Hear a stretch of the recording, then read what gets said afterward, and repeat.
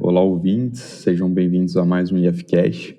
Hoje estamos com a Karine Fernandes de Carvalho, graduada, bacharel e licenciada em Ciências Sociais pela Unesp, mestre em Sociologia pela UIPERJ, professora do Núcleo de Sociologia e Filosofia do Campus Juiz de Fora, o IF Sudeste MG.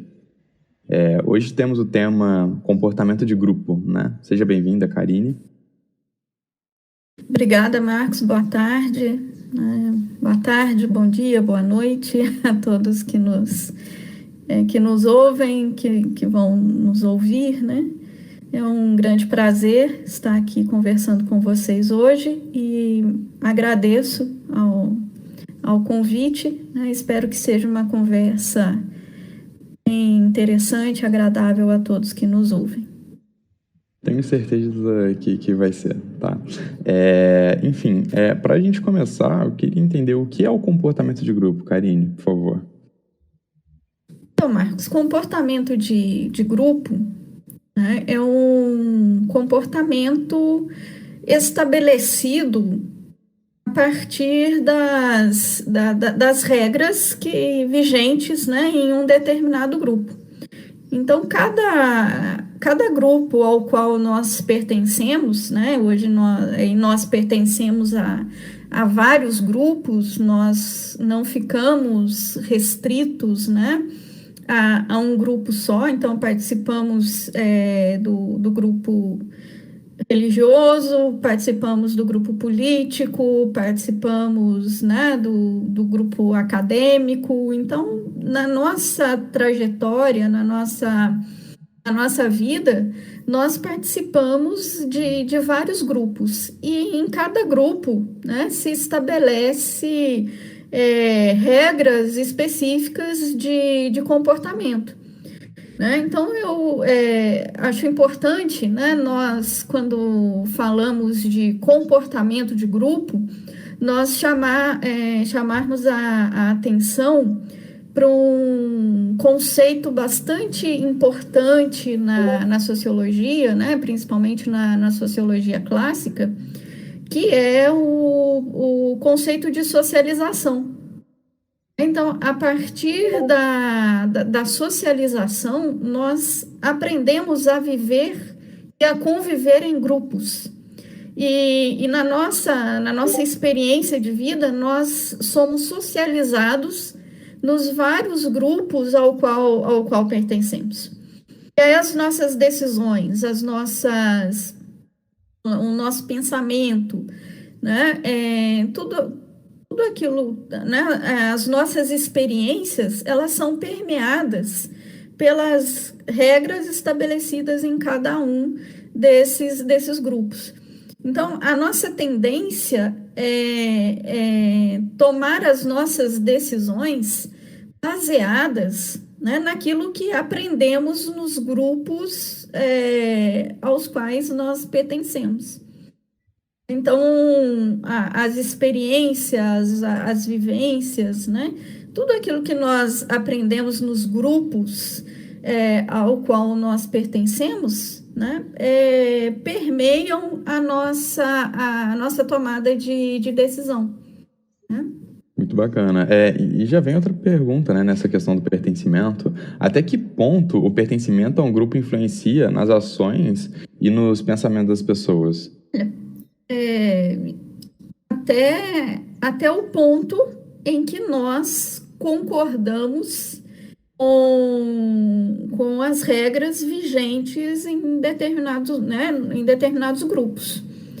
Porque a gente, mesmo pertencendo a vários grupos, mesmo as nossas experiências sendo permeadas pelas regras existentes nos grupos aos quais nós pertencemos, isso não quer dizer que em um determinado momento nós podemos romper com aquele grupo. E o que é a ruptura? A ruptura se dá quando nós não nos sentimos parte mais desse grupo e não compactuamos mais com o que é vigente nesse grupo. Por quê? Por que eu digo isso? dependendo, né, da experiência que talvez tenhamos em outros grupos pelos quais nós passamos, certamente isso influencia na minha formação, isso influencia no meu pensamento, isso influencia na formação do meu senso crítico, e tudo isso pode fazer com que eu comece a questionar algumas regras, né, ou todas as regras, ou as ideias, né, que são compartilhadas num determinado grupo. Então, né, se você me permite, Marcos, gostaria de dar um exemplo, né, de tudo isso. Então, o primeiro grupo do qual nós fazemos parte e do qual nós nos sentimos pertencentes, né, é a família.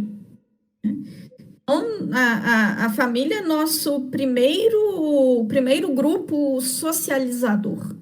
Depois, né, que aprendemos as regrinhas básicas lá em família, muito cedo, né, diga-se de passagem hoje, nós já vamos para outro grupo socializador, que é a escola.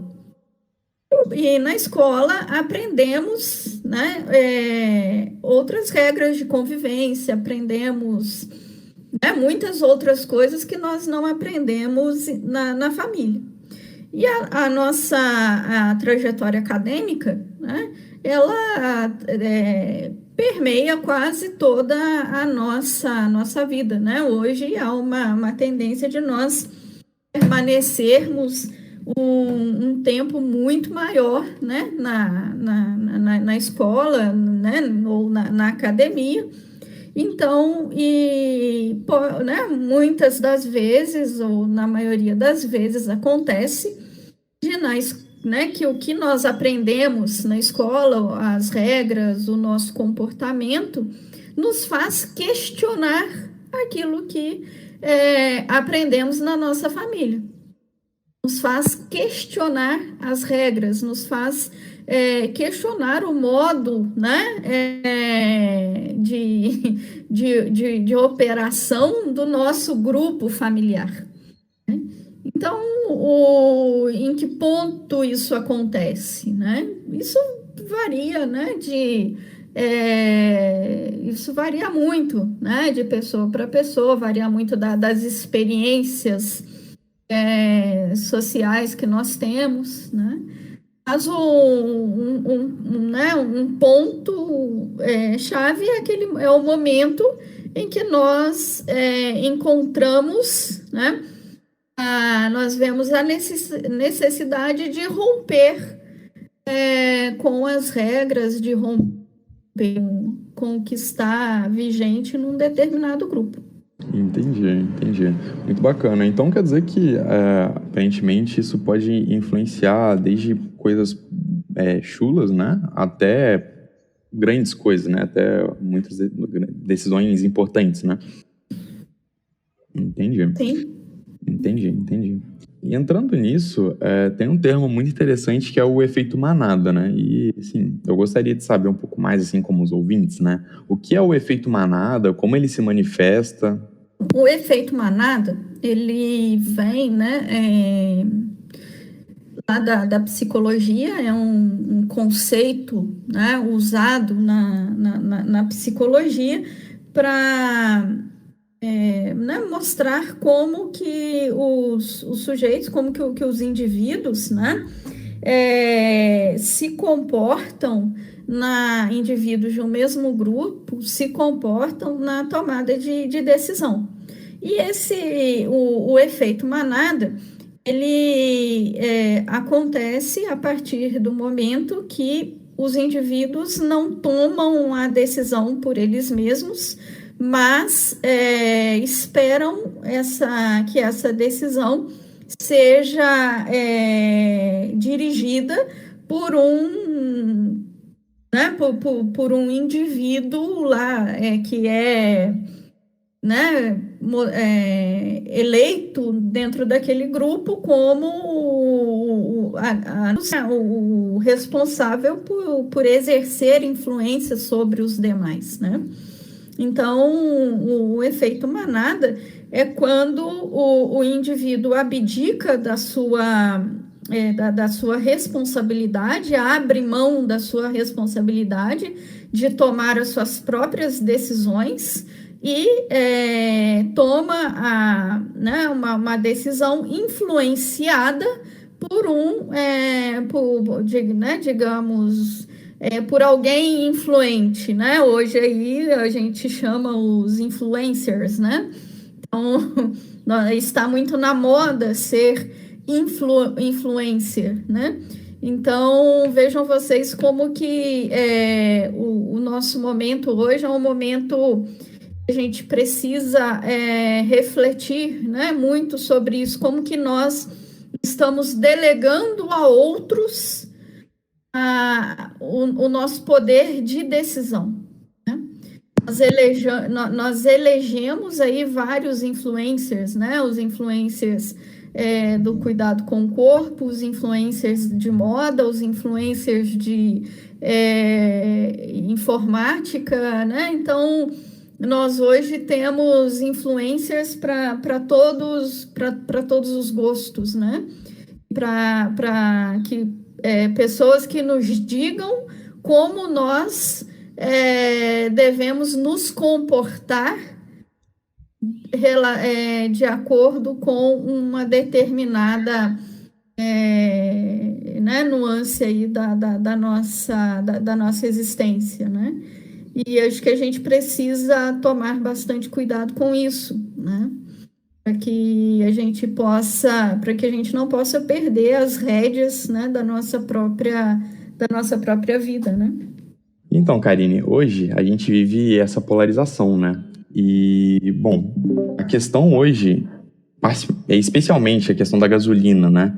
Que as pessoas, elas antes foram muito estimuladas pela mídia a irem contra ao preço da gasolina, e hoje a gasolina está muito mais cara do que quando houve esses movimentos. O efeito manada, ele facilita essa manipulação, sabe, da opinião pública? Como funciona? Certamente facilita, Marcos, né? É um elemento facilitador, né, da manipulação da opinião pública, uma vez que né, sempre essas pessoas que influenciam, né, os demais, o influencer, né, ele tem a capacidade, ele tem a oratória, cria fatos, né, de forma que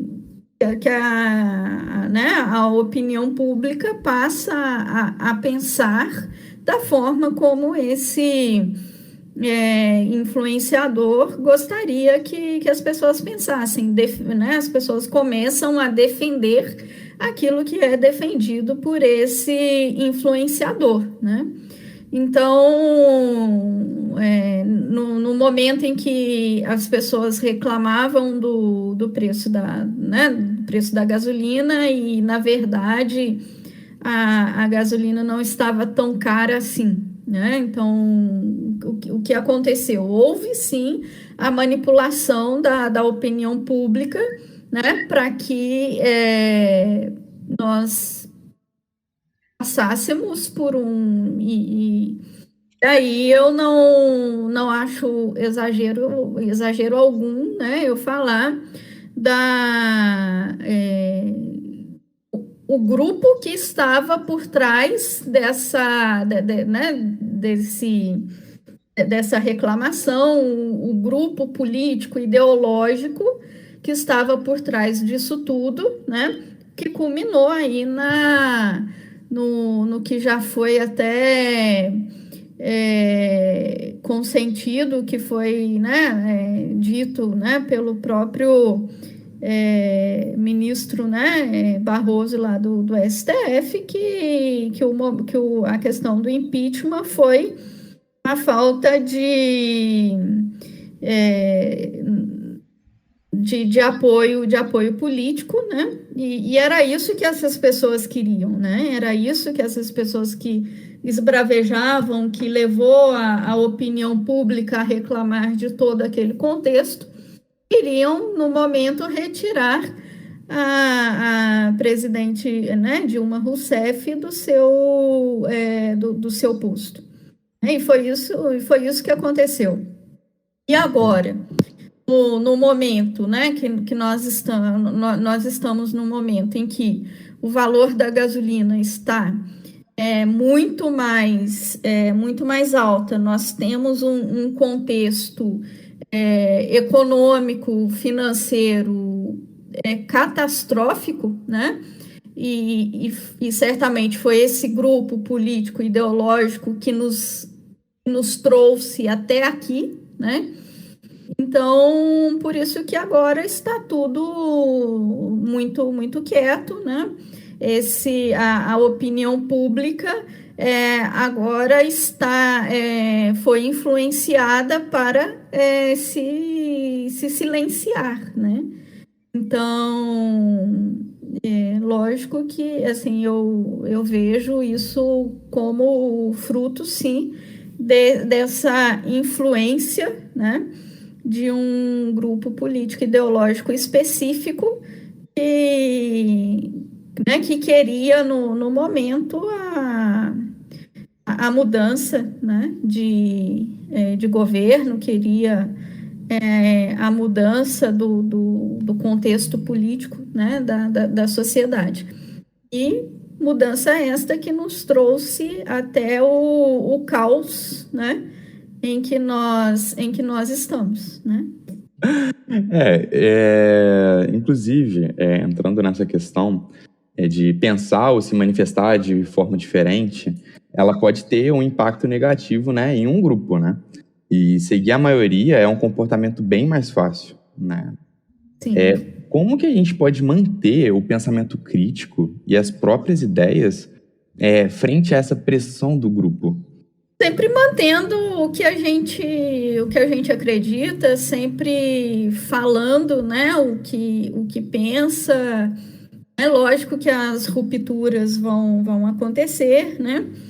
E eu penso que assim, o senso crítico, né, nada deve derrubar, nada deve parar o nosso senso crítico, né? Então, mesmo que o grupo não concorde com a minha crítica, o grupo não pode silenciá-la, né? Desde que a minha crítica não tenha como consequência danos para outros, né? Mesmo que a minha a minha crítica não faça apologias a coisas ruins para toda a humanidade, né? Então, assim, eu posso, a forma que eu tenho de manter o meu senso crítico diante do grupo ao qual eu pertenço, né? E as críticas não devem ser caladas, o contraditório não deve ser calado, né? Mas, como tudo, deve ser permeado pelo respeito, né? Por sempre prezar o bem, o respeito ao outro, né? Entendi.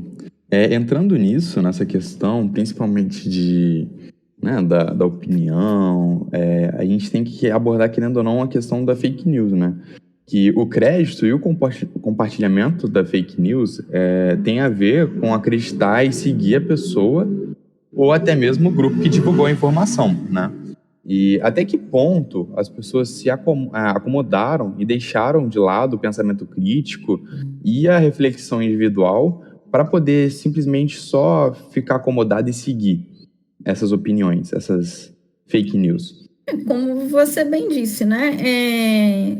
deixar que o outro tome decisões por você é muito mais fácil do que bancar as suas próprias decisões, bancar a sua própria crítica, a sua própria argumentação, né? Então, copiar o que o outro faz é muito mais fácil, né, do que se posicionar, né, do que construir conhecimento acerca de um determinado tema, para que a gente possa argumentar em favor de uma ideia, né? Então, seguir ideias falsas, ideias corriqueiras, ideias que seduzem pela forma e não pelo conteúdo, né? É muito mais fácil do que você se informar, né, a partir de fontes fidedignas, de fontes confiáveis, né? É muito mais fácil você repetir o boato do que ir atrás, né, da comprovação ou não daquele boato, né? Então, é muito mais fácil acreditar no que o outro acredita do que criar a sua própria argumentação, a sua própria ideia, né? A sua própria crítica, né? O posicionamento crítico, ele leva tempo para ser construído. E nós estamos hoje no mundo do fast food, né? Do fast food das ideias. Então, as ideias que são colocadas, né, dentro da nossa mente, na nossa língua, muito rapidamente, que a gente não precisa ler, não precisa refletir, né? Então, é só ir lá, copiar, colar e sair propagando essas ideias, né? Mesmo que elas sejam ideias falsas, mesmo que sejam notícias falsas, mesmo que a propagação de dessas notícias falsas, né, leve muitas pessoas à morte, como aconteceu, está acontecendo, né, no momento que nós estamos vivendo. Né? Então, é muito mais fácil acreditar na ivermectina, né, do que eu tomar os cuidados que eu tenho que tomar para não contrair o vírus.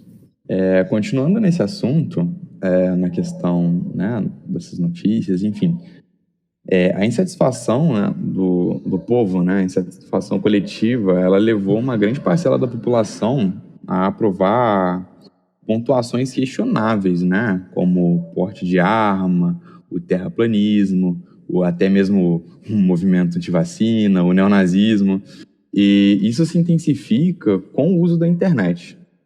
E é onde esses grupos eles se juntam de forma mais rápida e anônima.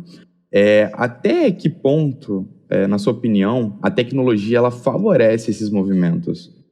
A tecnologia, né, favorece inteiramente a disseminação dessas ideias, né? Então, a gente tem hoje uma gama, né, enorme aí de plataformas, as redes sociais em todas de todas as formas, né? Então, acho que a disseminação dessas ideias, ela é inteiramente favorecida por essa facilidade com que as informações hoje, a facilidade, a rapidez, né, com que essas informações, ainda que duvidosas, ainda que falsas, circulam, né, aí no globo, né? Então, e isso só, acho que, né, a disseminação dessas ideias, ela só da forma tão rápida e tão eficaz, né? Que como acontece hoje, só foi possível devido ao avanço tecnológico, né? Então, hoje nós não precisamos mobilizar um aparato tão grande para que uma ideia seja disseminada, né?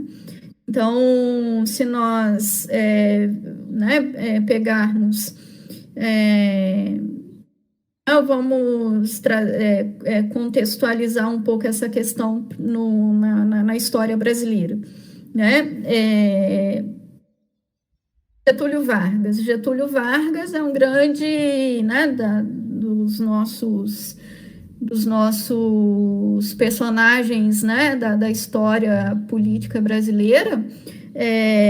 Getúlio Vargas ele foi um ditador, né? Então a ditadura varguista durou 15 anos, né? E essa ditadura ela se sustentou através do populismo, né? E qual foi a grande forma de disseminação do populismo varguista? As transmissões de rádio que Vargas fez durante todo o Estado Novo, né? Então, e essas transmissões de rádio duravam né, 2 horas, as pessoas se reuniam, né, tem um célebre momento aí da história de Vargas que ele consegue ajuntar num discurso mais de 2.000 pessoas, né, acho que no campo de São Januário, né? Então conseguiu disseminar, né, uma imagem que não condizia com a verdade, né? Então Vargas disseminou a imagem do pai dos pobres, né? Daquele que garantiu direitos aos trabalhadores. Mas, ao mesmo tempo, essa imagem,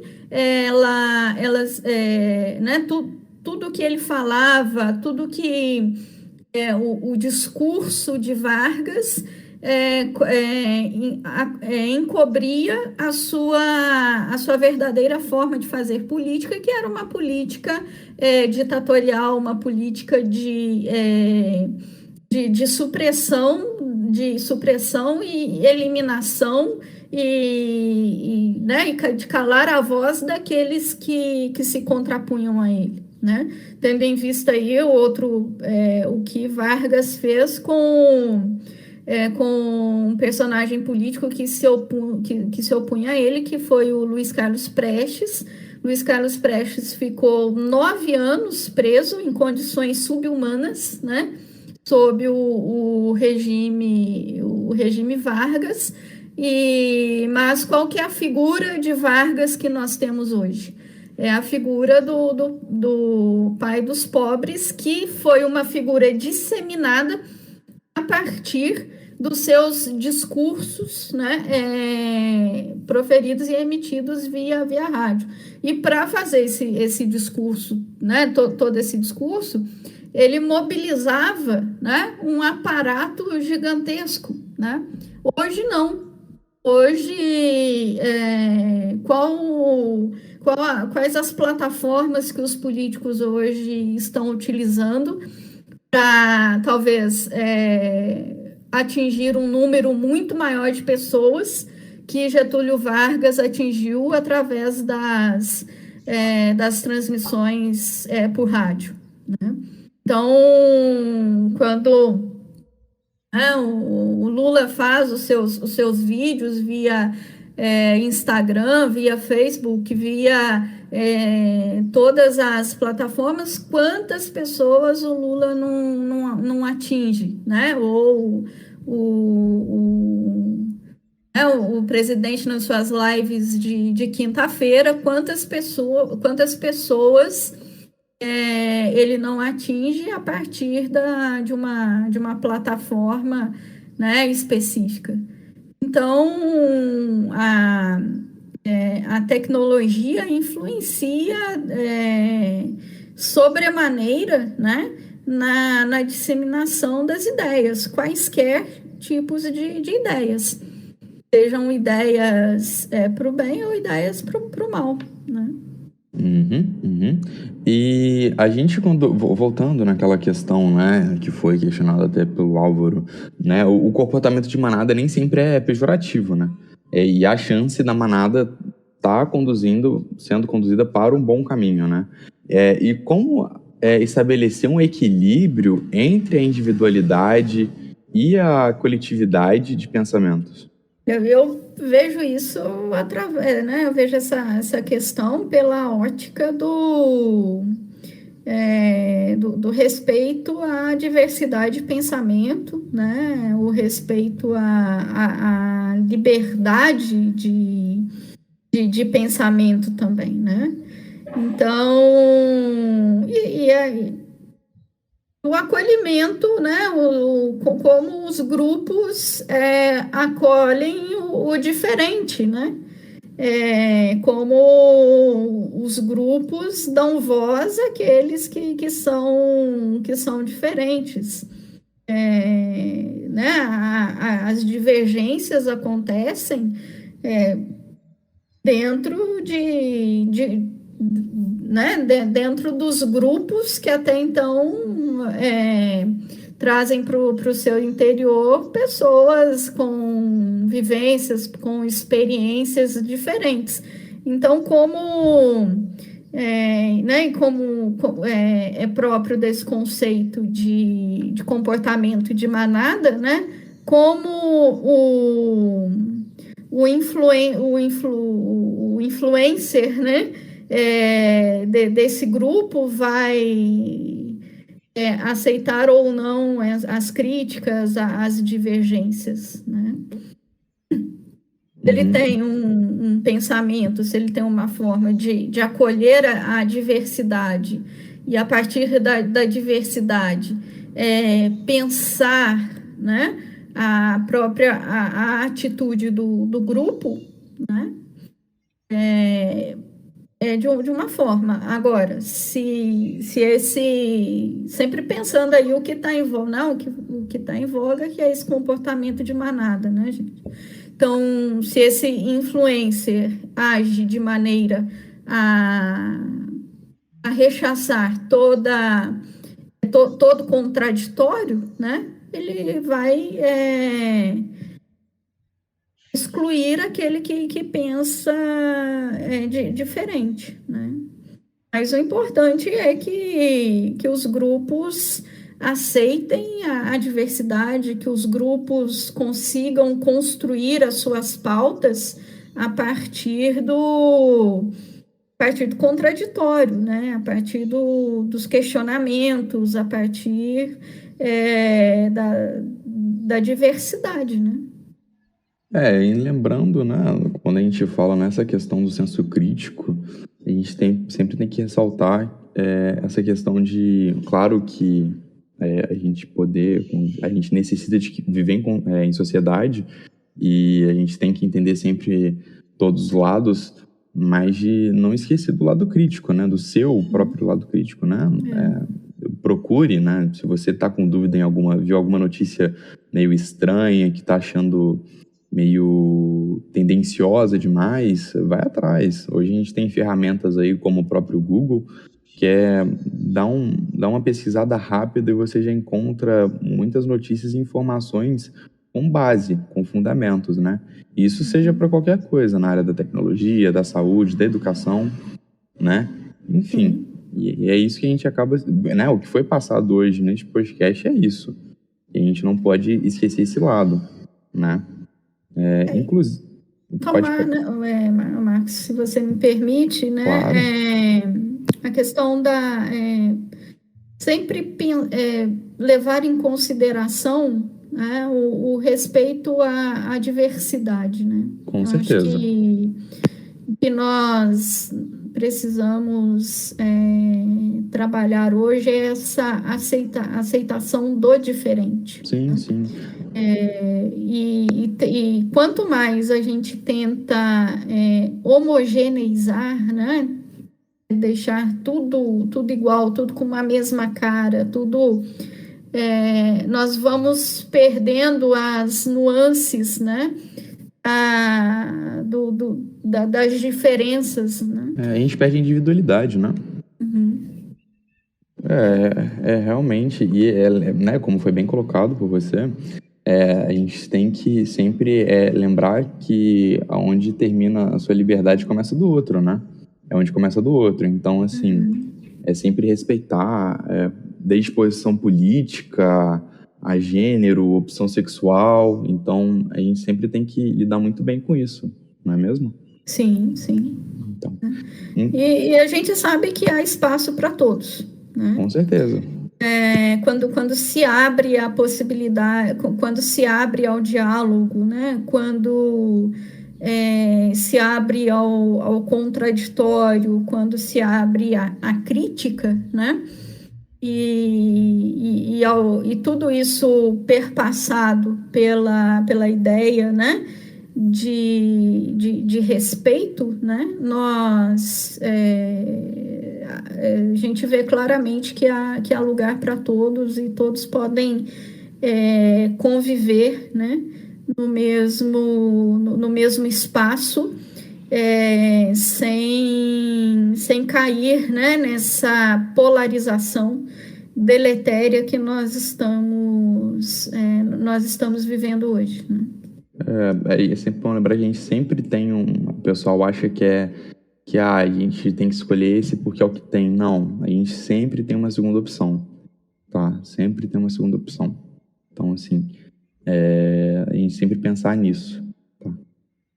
Que às vezes as grandes mídias sempre querem nos dizer que não, que a gente não tem opção, que é isso ou aquilo, mas não, a gente sempre tem uma terceira via, algo ali que a gente pode cortar para evitar sempre do mesmo, tá? Inclusive, tô olhando aqui, acho que a gente deu o nosso tempo. Eu quero agradecer, Karine, a sua participação, tá certo? Quero agradecer pelo papo, tá? E com certeza foi esclarecedor para mim, né? Que tá participando do projeto e com certeza para os ouvintes. Inclusive, se quiser falar alguma coisa agora para a gente poder encerrar, divulgar algum trabalho, fica à vontade, tá bom? Marcos, eu só quero agradecer, né, a oportunidade né, quero agradecer por estar aqui, por ter sido lembrada, por ter sido convidada para discutir com vocês tema tão importante, né, e fazer desse espaço mais um espaço de reflexão, de debate, né, sobre tema tão importante para a construção de uma sociedade melhor, né, em todos os sentidos, né. Então, e parabenizar, né, a todos e todas os envolvidos no projeto, né, que né, atingir um número cada vez maior de pessoas, né, uma ferramenta tão importante que é o podcast hoje. Então, é só agradecer mesmo, né, e desejar a vocês todo sucesso, né, vida longa ao projeto. Em nome do projeto eu agradeço, tá? E, inclusive, quero aproveitar, né, e agradecer aos ouvintes. Lembrando que para nos acompanhar nas redes sociais, né, no caso temos o Instagram, né, @ifcastjf, tudo junto, tá bom? Temos o nosso canal de cortes no YouTube, né, IFCast Cortes Oficial, e o canal, né, normal, sem os cortes, o IFCast no YouTube e no Spotify, tá? Onde vocês podem nos acompanhar. Lembrando de sempre interagir com alguma sugestão de participação, um convidado ou tema, tá? Sempre fiquem à vontade, tá certo? Enfim, vamos encerrando por aqui. Tenham um bom dia, uma boa tarde, uma boa noite e fiquem bem.